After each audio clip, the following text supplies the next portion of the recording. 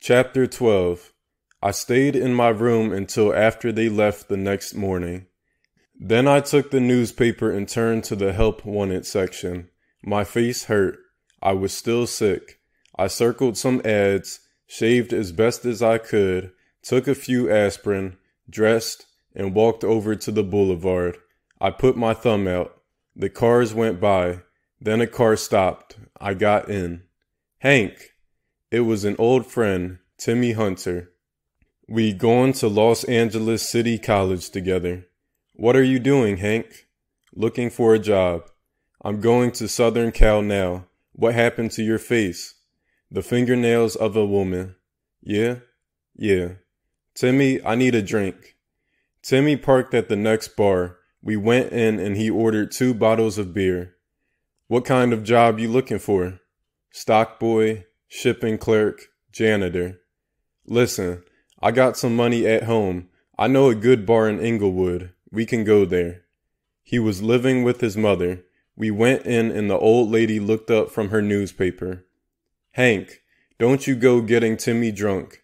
How are you doing, Mrs. Hunter? The last time you and Timmy went out, you both ended up in jail. Timmy put his books in the bedroom and came out. Let's go, he said. It was Hawaiian decor, crowded. A man was on the phone. You got to have somebody come get the truck. I'm too drunk to drive. Yes, I know I lost the goddamn job. Just come and get the truck. Timmy bought. We both drank. His conversation was okay. A young blonde was glancing over and showing me leg. Timmy talked on and on. He talked about City College, how we kept wine bottles in our locker, about Popoff and his wooden guns, about Popoff and his real guns, about how we shot the bottom out of a boat in Westlake Park and sank, about the time the students went on strike in the college gym. The drinks kept coming. The young blonde girl left with someone else. The jukebox played. Timmy talked on. It was getting dark. We were 86th, walking down the street looking for another bar. It was 10 p.m. We could hardly stand up. The street was full of cars. Look, Timmy, let's rest. I saw it, a mortuary like a colonial mansion with floodlights and a wide white staircase leading up to the porch. Timmy and I went about halfway up the staircase. Then I carefully stretched him out on a step. I straightened his legs and put his arms neatly down by his sides. Then I stretched out in a similar position on the step below Timmy. Chapter 13. I woke up in a room. I was alone. It was just getting light. It was cold. I was in my shirt sleeves. I tried to think. I got up from the hard bunk, went to the window. It was barred. There was the Pacific Ocean. Somehow I was in Malibu. The jailer came along about an hour later, banging metal dishes and trays. He passed my breakfast through to me. I sat down and ate, listening to the ocean. 45 minutes later, I was taken outside. There was a gang of men standing handcuffed together on one long chain. I walked to the end and held out my hands. The guard said, "Not you." I got my own set of cuffs. 2 officers put me in a squad car and we drove off. We reached Culver City and parked in back of the courthouse. One of the policemen got out with me.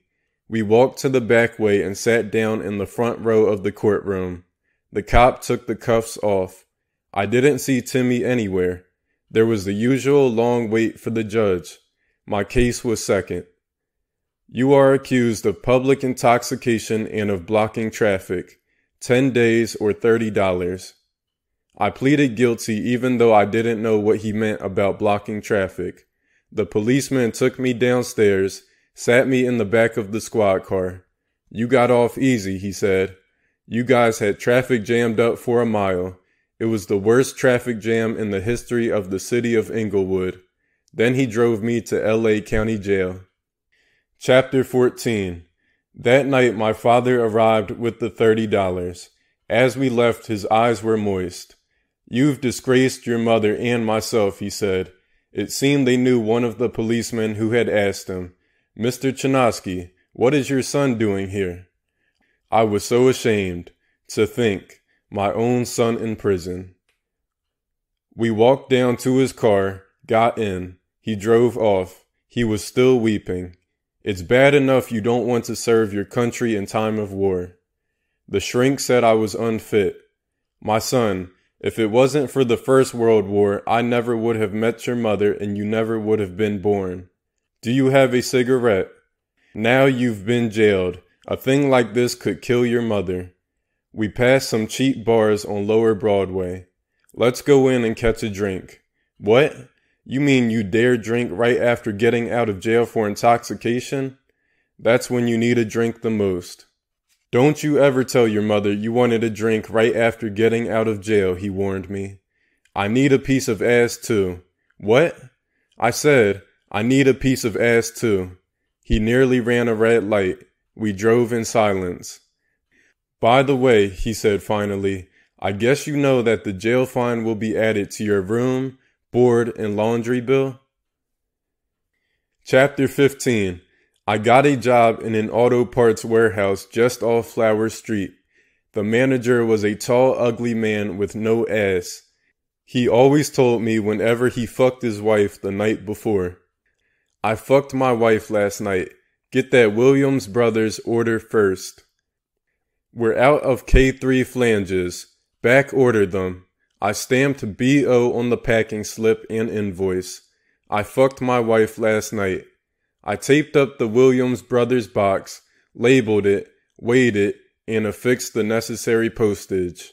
It was pretty good too. He had a sandy mustache, sandy hair, and no ass. She pissed when she finished. Chapter 16. My bill for room, board, laundry, etc. was so high by this time that it took several paychecks to get even.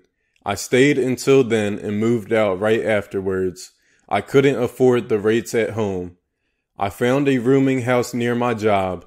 Moving wasn't hard. I only owned enough to half fill a suitcase. Mama Strader was my landlady, a dyed redhead with a good figure, many gold teeth, and an aged boyfriend. She called me into the kitchen the first morning and said she'd pour me a whiskey if I would go out back and feed the chickens. I did, and then I sat in the kitchen drinking with Mama and her boyfriend, Al. I was an hour late for work. The second night there was a knock on my door. It was a fat woman in her mid-40s. She held a bottle of wine.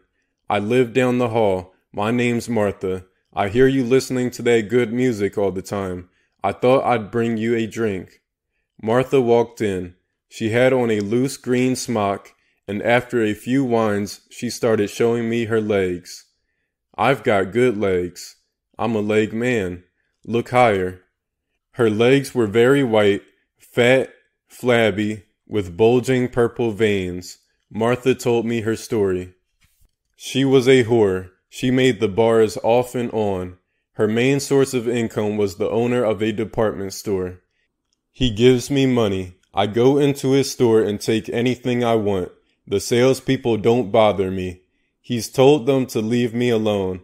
He doesn't want his wife to know I'm a better fuck than she is. Martha got up and turned on the radio. Loud. I'm a good dancer, she said. Watch me dance.